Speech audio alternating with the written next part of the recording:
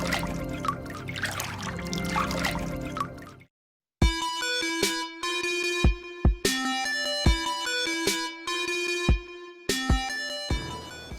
warahmatullahi wabarakatuh. Baik teman-teman, pada kesempatan saat ini kita akan menjelaskan beberapa jenis air dalam kemasan. Nah, di depan kita semua ini ada 4 jenis air dalam kemasan, yang dimana keempat air ini memiliki standar masing-masing, yaitu kategorinya adalah air layak minum. Jernih, bersih, tidak berbau, tidak berasa, dan tidak berwarna. Tetapi yang akan membedakan kualitas adalah kandungan daripada setiap air ini.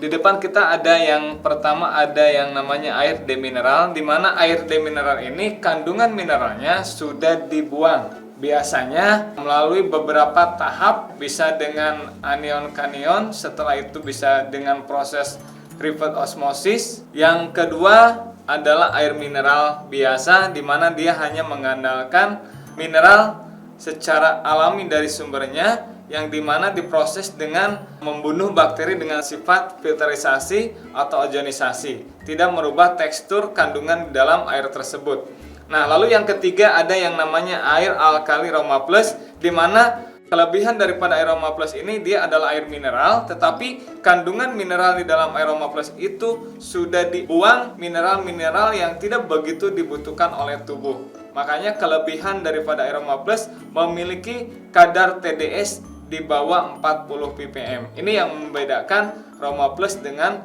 air alkali atau air mineral lainnya. Roma Plus adalah air mineral yang memiliki pH basa.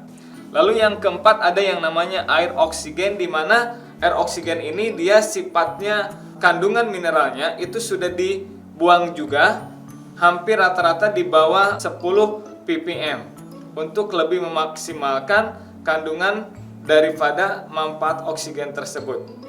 Kita sekarang akan tes perbedaan daripada air ini. Salah satunya yang membedakan dari keempat air ini adalah kandungan daripada TDS. Apa itu TDS? Total Dissolved Solid, atau jumlah padatan terlarut di dalam air. Mengacu kepada rekomendasi WHO, Organisasi Kesehatan Dunia, bahwa standar air yang baik itu memiliki standar TDS di bawah 100 ppm, di atas 10 ppm. Itu adalah WHO.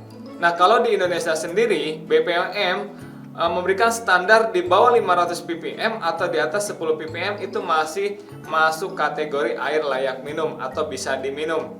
Oke, kita tes dengan sebuah alat yang namanya alat TDS meter. Kita tes keempat air ini mulai dari yang pertama, yaitu air beroksigen tinggi.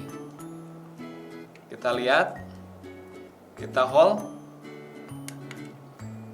Di sini akan kelihatan hasilnya adalah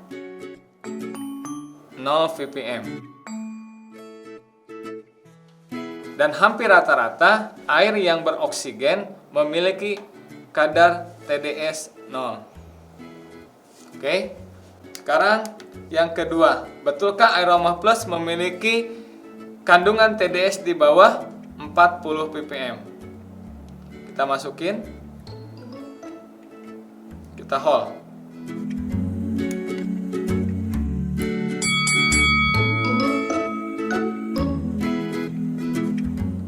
Ini adalah di bawah 40 ppm. Oke. Sekarang yang ketiga, kita tes TDS-nya kosong. Kita masukin ke air mineral. Kita lihat hasilnya.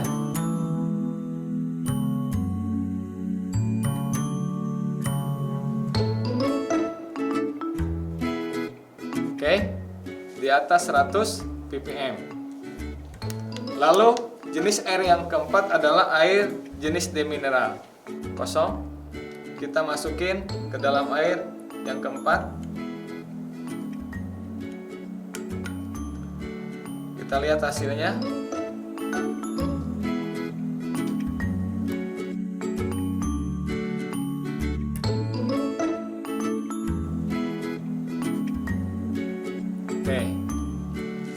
Oke. Itu salah satu perbedaan keempat air ini. Sama-sama jernih, beda jenis nama airnya, tetapi akan kita buktikan nilai TDS tadi dengan sebuah alat yang namanya electrolyzer untuk mengeluarkan zat padat terlarut di dalam air tadi.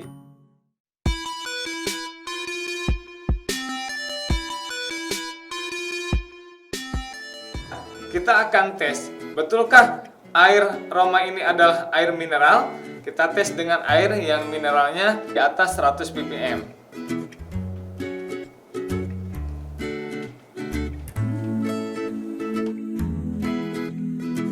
Nah, alat ini namanya adalah electrolyzer. Alat ini dibikin buat mengeluarkan zat padat terlarut di dalam air. Setiap air yang kadar TDS-nya tinggi itu akan menghasilkan suatu endapan yang berbeda.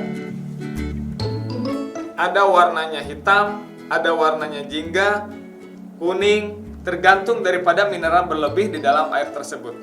Yang kita khawatirkan dengan perubahan warna tersebut, salah satunya kalau kita konsumsi air yang kadar TDS-nya terlalu tinggi, satu organ tubuh kita yang pertama adalah lambung. Survei membuktikan hampir setiap rumah kebanyakan orang masalah keluh kesah di asam lambung. Jadi kerja lambung tidak stabil memproduksi daripada asam lambungnya. Yang kedua, berbahaya di ginjal.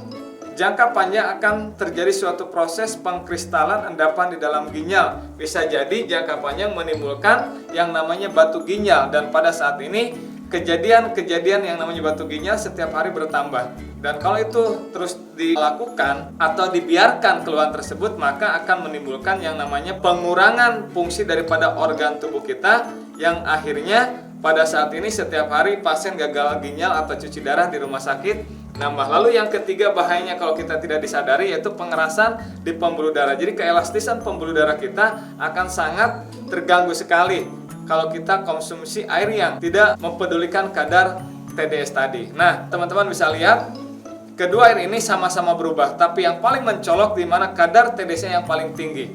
Setiap air tadi kita lihat menghasilkan warna-warna atau endapan yang berbeda. Nah, Roma sedikit berubah ke kuning. Intinya apa? Dia memiliki kandungan mineral, tetapi kandungan mineral dalam air Roma semua dibutuhkan oleh tubuh. Jadi intinya apa? Meringankan kinerja daripada lambung dan akan memperbaiki kualitas darah kita dengan baik. Itu salah satu perbedaan dari kadar TDS. Kita lihat jangka panjang kita berbicara di sini, hasilnya seperti ini.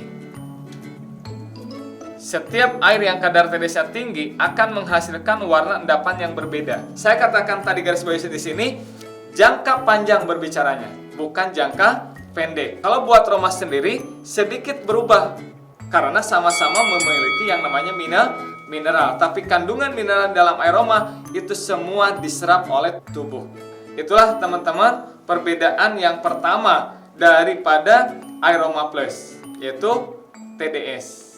Memiliki di bawah 40 ppm.